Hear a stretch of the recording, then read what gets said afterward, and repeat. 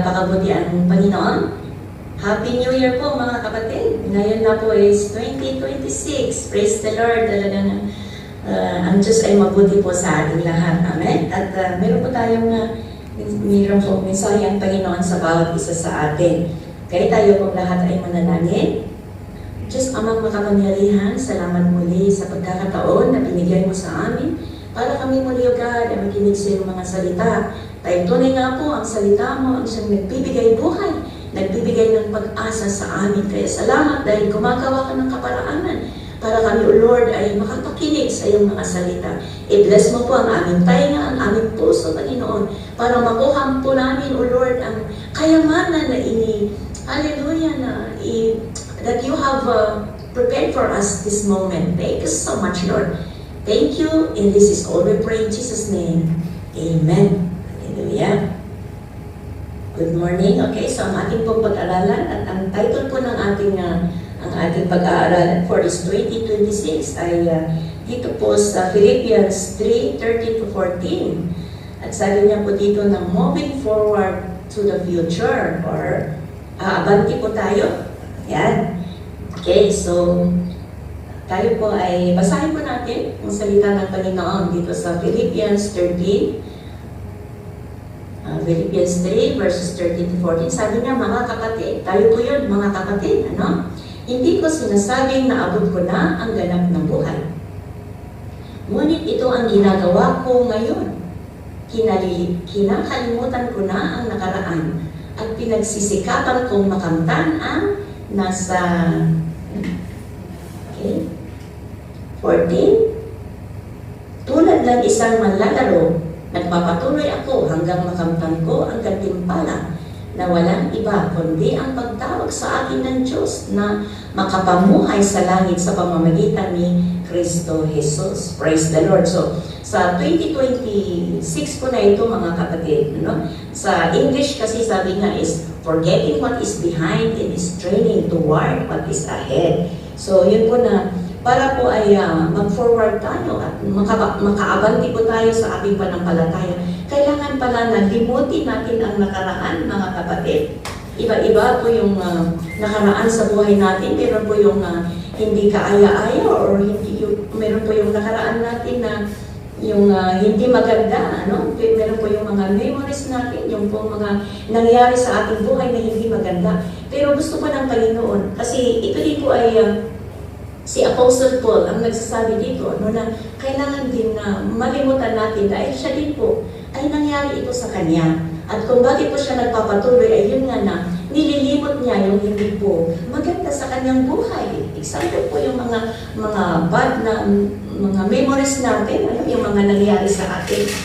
Huwag po tayong magpabilanggo sa mga nakaraan natin. Dahil ang Panginoon po siyang nagbibigay ng kalayaan natin. Amen? Kaya sabi nga po na limutin natin. Opo, hindi po madali ang paglilimot. Dahil ang paglilimot po ay mayroon pong proseso. Hindi po 24 hours, limot ko na. Meron pa rin po. Kaya mamaya meron po tayong gagawin, mga kapatid.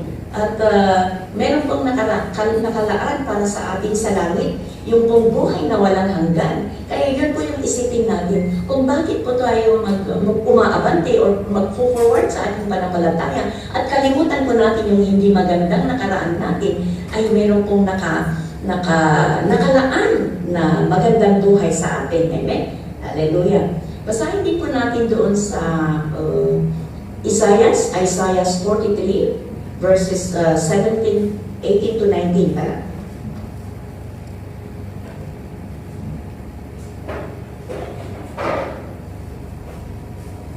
Sa 18 po, 18 to 19. Thank you.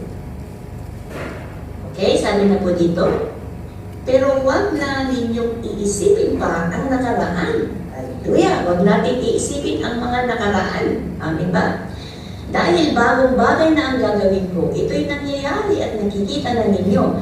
Gagawa ako ng daan at ang mga bukal sa disyerto. So, yun po yung sabi niya dito na huwag natin isipin po yung nakaraan dahil hindi po natin mabago o hindi po natin mabago yung nakaraan, mga kapatid. Amen? Past is past na po. Kaya for past 2025 is past. Now is we are now sa 2026 mga kapatid. Dahil sabi niya po dito, nagagawa ang Panginoon ng mga bagay na bukal sa disyerto. God will make a way sa ating mga sitwasyon. Ito po ay encouragement din ni Yahweh sa mga Israelita dahil binihag din po sila ng mga taga-Babylonia. Kaya sabi niya, limutin na ninyo, huwag na ninyong isipin kung paano kayo binihag ng mga Babylonia dahil pinapahirapan po sila. At sabi ng Panginoon, naggagawa siya ng daan. So, totoo pala yung awit na God will make a way even since there is no way. Amen? Dahil ang Diyos natin ay mabuti at ang Diyos natin ay makapangyarihan. Kaya ang gawin po natin ay limutin natin ang nakaraan at mag-forward po tayo. Moving forward to the future or aabanti po tayo sa magandang inilaan ng Panginoon natin na future natin. Kaya kapatid, meron po tayong magandang future. Amen? Kaya sabihin po sa katabi mo, meron tayong magandang future sa Panginoon. Kaya makinig po tayo. Amen? Hallelujah. So, number one, kung ano po ang dapat natin gawin para makapag-forward tayo.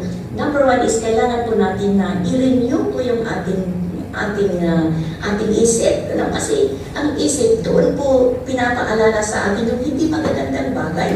Kaya nga, i-renew natin or i-delete natin yung hindi kaaya-aya, mga kapatid. I mean, mind is the battleground of the good and evil.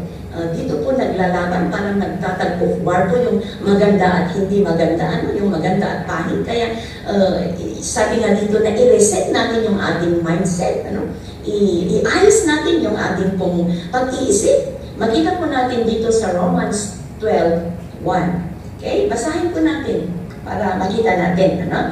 Yan po yung sabi ng Panginoon din sa atin, na huwag ninyong tularan ang mga pag-uugaling ng mga tao sa mundong ito. Yan. Hayaan ninyong baguhin kayo ng Diyos sa pamamagitan ng pagbabago ng iyong mga isip para malaman ninyo ang kalooban ng Diyos kung ano ang mabuti at kalugod-lugod sa Kanyang. Amen? Hallelujah. Okay. So, yan po na hayaan natin na baguhin ng Panginoon yung ating pag-iisip. Amen po ba? Kasi nga sabi ko kanina na ang isip po ay doon po nagtatrabaho ang kaaway. Yan. So, ang maganda. So, kailangan po na i-reset natin yung mindset natin. I-ayos po natin yung ating pag-iisip na hayaan natin na baguhin ng Panginoon yung pag-iisip natin. Dahil ang Panginoon po ay kaya-kaya niyang baguhin yung pag-iisip natin. Hindi po natin kaya. Kaya nga po, nakikinig tayo ng salita ng Panginoon para mabago po yung buhay natin through po sa ating pag-iisip. At kung maganda yung pag-iisip po natin, maayos din po yung ating ginagawa. Amen po ba? At makapag-forward po tayo sa inilaan ng Panginoon na magandang future natin na nasa langit. Nasabi na po dito. Amen? At yun nga, kaya ikaw at ako, hindi natin mabago ang buhay natin noon, pero pwede po tayong gagawa. We can do something for our future. Amen? Lahat po tayo dito ay merong hindi magandang nakaraan, mga kapatid. Pero wag po tayong mag-stuck doon. Wag po yun yung palagi natin iniisip-isip. Mag-move forward na po tayo dahil 2026 na po para makamtan natin yung inilaan ng Panginoon sa atin na magandang lugar that is in heaven. Amen po? Hallelujah. Kaya i-reset po natin yung ating mind. Hayaan natin ang Panginoon yung magbago sa ating isip. Ano ba yung dapat nating isipin? Ano ba yung dapat nating ilagay sa ating isip kasi, mga kapatid? Para malimutan po natin yung mga hindi magagandang pangyayari sa ating buhay. Mababasa din po natin dito sa Philippians 4:8. Okay? Philippians 4:8. At hallelujah, ito po yung ilagay natin sa ating mga isip, sabi niya. Bukod dyan, mga kapatid, amen, mga kapatid, tayo po ito. Lagi ninyong isaisip ang mga bagay na mabuti at kapuri-puri, Yan pala ang ilagay natin sa ating isip. Itong mabuti at kapuri-puri, mga bagay na totoo, yan, marangal, matuwid, malinis, maganda at kaaya-aya sa Panginoon. Hallelujah! So, ang ilagay pala natin sa ating isip, kaya i-reset na natin or i-renew natin or i-ayos po natin yung ating isip. Ano po yung dapat natin ilagay sa ating isip? Ito po yung mga bagay na totoo. At ang totoo po yung salita ng Panginoon. Because the Word of God is true. Amen?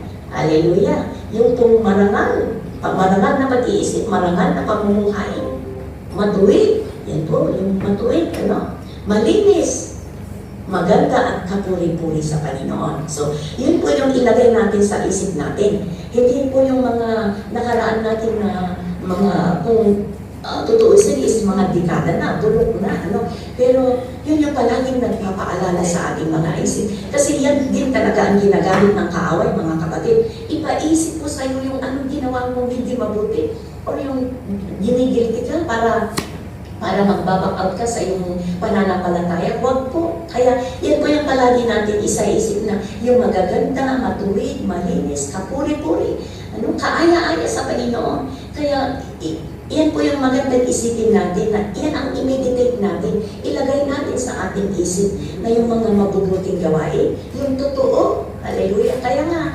nakikinig tayo sa salita ng Panginoon para mabago yung ating pag-iisip through po sa ating pakikinig. Amen po ba?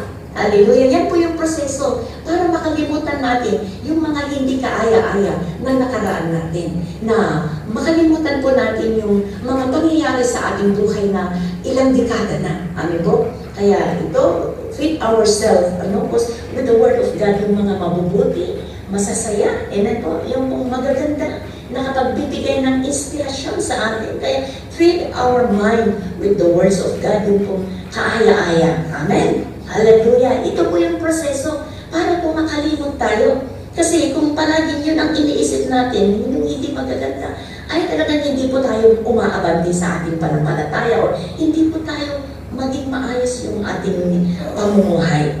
Kaya yan, i-reset po natin yung mind natin, i-ayos po natin yung mindset natin.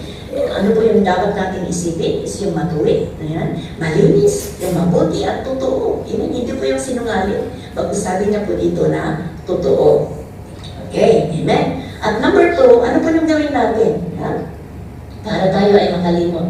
Yan, we have to forgive others. Amen po. Kailangan din po na patawarin natin ang ibang mga tao o yung nagkasala sa atin. Hallelujah, para tayo po ay makakabante sa ating panampalataya at makita po natin yung inilaan ng Panginoon sa atin. Makikita natin doon sa Matthew 6:14 to 15. Yan, ito po ay salita ng Panginoon. Kaya kung i-apply po natin sa ating buhay, ay talagang aabante yung ating panampalataya at maging maayos ang ating buhay. Yan, kailangan na magpatawad tayo. Sabi niyo po dito sa 14, kung pinapatawad ninyo ang mga taong nagkasala sa inyo, patatawarin din kayo ng inyong Ama na nasa langit. Yan mga kapatid, ang salita ng Panginoon. Kaya magpatawad tayo. Kaya sabi niya, kung pinapatawad natin ang mga taong nagkasala sa inyo, patatawarin din kayo ng inyong Amang nasa langit. Ngunit kung hindi ninyo sila pinapatawad, hindi rin kayo patatawarin ng inyong Ama. Amen? Ng inyong Diyos. Amen po. Kaya, kailangan mga kapatid, para po ay makamove on tayo, magpatawad na tayo, patawarin na natin po yung nagkasala sa atin. Dahil tayo man din po ay, meron din po tayong ginawa sa ibang tao, di po ba? Kaya yan, kailangan na magpatawad tayo para patawarin po tayo ng Panginoon. Hallelujah. Amen po ba? Kaya sabihin natin sa ating katabi, magpatawaran tayo. Yan. Kaya amen. Magpatawaran tayo. At yung pag-ibig yung ibigay natin.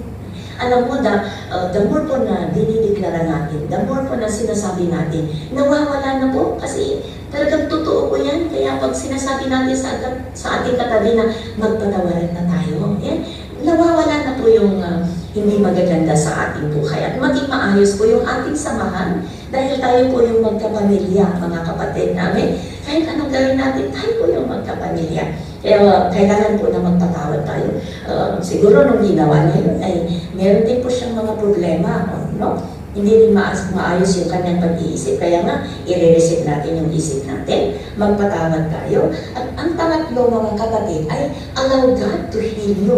Na, you allow God na magkaroon ka ng kagalingan. Yung po mga sugat, sugat sa iyong puso, sa iyong isip, ay kailangan po na magpagaling ka or alam mo po yung Panginoon na ikaw ay magagalingin. Amen? Hallelujah. Dahil kung hindi po gagaling yan, if God will not heal our hearts and our minds, yung pong nakaraan natin, ay talagang hindi tayo aabante. Kaya it is also very important na i-allow po natin ang Panginoon na magagalingin po yung mga sugat sa ating puso. Makikita po natin yan sa Jeremiah 30 verses 17. Verse 17. Okay? Tingnan po natin kung anong sabi niya dito. Ngunit gagamutin at pagagalingin ko ang mga sugat niyo. Kahit na sinasabi ng iba na kayong mga taga-Jerusalem ay itinakwil at pinabayaan, ako ang Panginoon ang nagsasalita or nagsasabi. Amen? So, kaya-kaya po ng Panginoon na pagalingin po yung mga sugat, yung mga nakaraan natin, mga kapatid. Kaya huwag tayong mamuhay sa ating mga nakaraan, but i-allow po natin yung Panginoon, na siya po ay pagalingin ng ating puso. Ayan. Amen? Gusto niya bang i-allow natin yung Panginoon na siya po yung gagamot dahil ang Panginoon ay siya po yung the best na doktor. Hallelujah. Siya po yung pinaka-highest doktor natin na pati pati po yung buhay o yung isip, yung puso natin, pati po yung ating mga sakit sa physical, ay kaya-kaya ng Panginoon na pagalingin. Kaya i-accept mo po yung healing ng Panginoon sa buhay mo, mga kapatid. Amen? Hallelujah. Para tayo ay makamove forward. Kasi hindi po tayo makamove forward at hindi po natin makita ang i-prepare ng Panginoon sa atin kung sugatan tayo, hindi tayo makapagpatuloy sa ating pananampalataya. Kaya ikaw at ako, kailangan na you allow God to heal you. Na, Lord, heal my heart. Lord, heal me sa aking nakaraan. Ayoko po ito. Kasi alam mo, kahit magpa-doktor ka, sa doktor dito sa mundo, at magtingin yung gamot na i-prescribe sa'yo, ay hindi mo iniinom, hindi ka gagaling, kapatid. Di mo ba?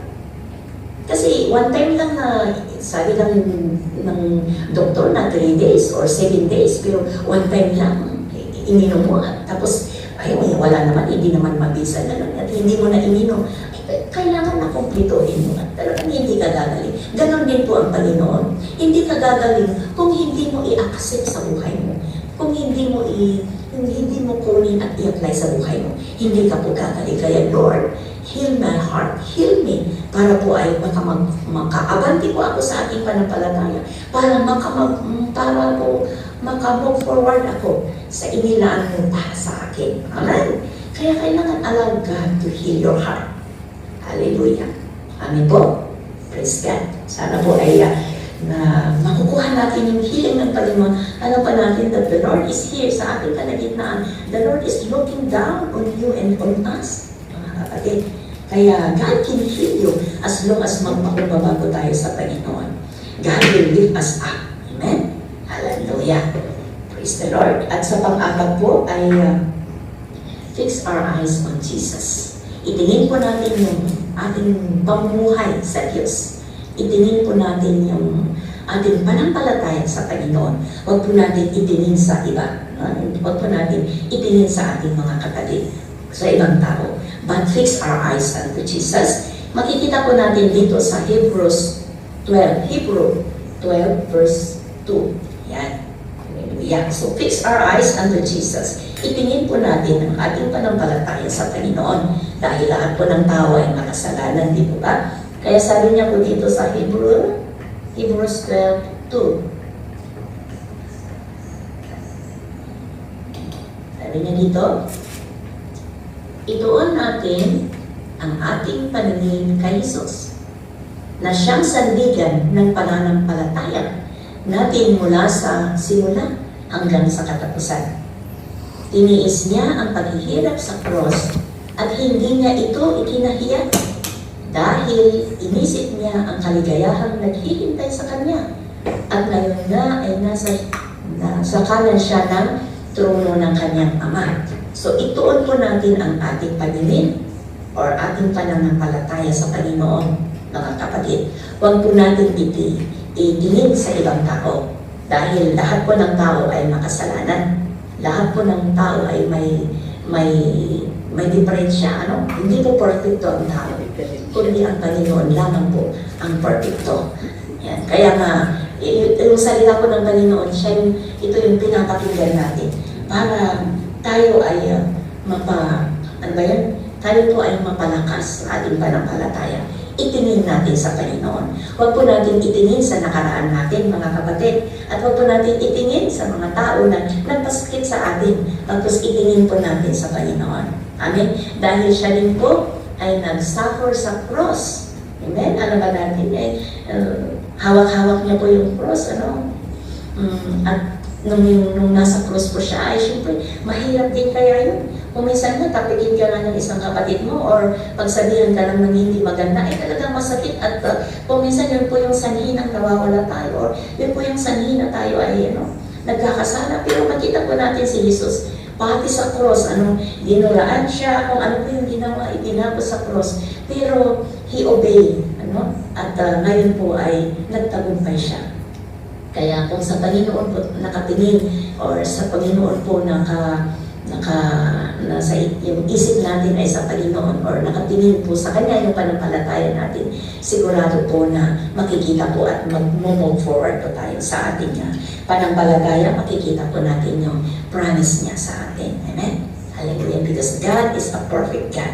Siya po yung perfecto. Hallelujah. Kahit po perfecto ang pangalan natin, ay hindi pa tayo perfect. Amen? But only God is perfect. That's why siya po yung mediator natin na dapat lang po na nakatuon yung ating panampalataya sa Kanya. Hallelujah. Amen? Huwag po natin, lahat po tayo, sabi niya, we need to carry our cross. Yung cross po yung ating magsisilbi sa Panginoon, yung persecutions, yung pagpapagal natin, pag natin alisin dahil yun po yung mga stepping stone natin para lalo pa tayong we will go higher to our service to God. Ang nakaraan natin po ay yan po yung stepping stone natin para lalo pa natin makilala ang Panginoon. Kaya praise the Lord dahil po sa mga pangyayari sa ating buhay, ay ito po yung testimony natin at mas lalo pa tayong mapalapit at makilala ang Panginoon sa ating buhay. Kaya yan po, ituon lamang natin yung ating panampalataya sa Panginoon para po move forward tayo at makalimutan po natin ang ating mga nakaraan. Kaya nga sinasabi dito na even po si Jesus Christ ay nag-suffer din po siya sa cross para sa iyo at para sa akin dahil mahal niya tayo. Amen? Hallelujah. At ang panghuli po, mga kapatid, ang gawin natin para po ay makalimot tayo at lalong mapalakas ang ating pananampalataya or pananampalataya ay we need to magkaroon po tayo ng allow yung pong fellowship with other believers. Kailangan po nang makipag-fellowship tayo na ganito, makinig sa kanyang salita. Fellowship is yung pagkakaisa. Sabi niya po dito sa Hebrews 10:25. Yan. Hallelujah.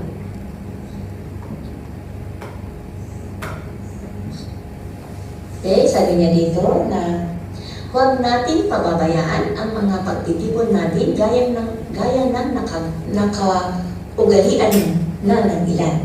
Sa halip, palakasin natin ang loob ng bawat isa, lalo na ngayong malapit na ang huling panahon. Amen. Kaya huwag nating pabayaan yung pagtitipon. Ito, kailangan po na makipagtipon po tayo sa trabaho, sa gawain ng Panginoon. Huwag po tayong mawawala dahil dito po nakapalakas ang ating kalooban Amen po, true po sa mga testimony na ating napapakinggan, true po sa mensahe na ating napapakinggan ay napapalakas ang ating pananampalataya. Kaya ito po yung pagtitipon, huwag po tayong mawala. Huwag po hihintayin po natin yung schedule natin na mag-Bible study na meron po yung joy, meron po yung kadalakan na, ay, mati na naman, makikinig kami ng salita ng Panginoon. Kaya, praise the Lord, dahil ginagawa po niya ito para sa atin at para sa inyo na kahit man nasa loob kayo ay gumagawa ang Panginoon ng kapalaanan para po ay nakapakinig din ng salita ng Panginoon. Kaya, yan po, ano po yung ginagawa natin sa ating pagtitipon na ito? Tayo po ay nagpupuri sa Panginoon, tayo ay nakikinig at sa salita ng Panginoon at tayo din po ay nai-encourage sa mga sa ginagawa ng Panginoon sa bawat isa, di po ba? Yung mga testimony natin, yung mga presentations ninyo, ay nakaka-encourage din po mga kapatid. Amen po. So, yan ang salita ng Panginoon. Let us move forward for the future, for this 2026 dahil meron pong maganda na inilaan ng Panginoon para sa iyo at para sa akin. Amen po. Kaya magpatuloy lang po tayo. Let's move forward. Sabihin mo sa katabi mo, magpatuloy tayo. Amen. Magpatuloy tayo mga kapatid. Wala pong mawawala. Amen po. So yan po ang may share po. I hope na ito po ay malaki din na makatulong sa bawat isa sa atin, ikaw at ako, saan man tayo. Ito po ay mensahe ng Panginoon na let us move forward for the future dahil merong magandang inilaan ang Panginoon para sa atin. Thank you and God bless.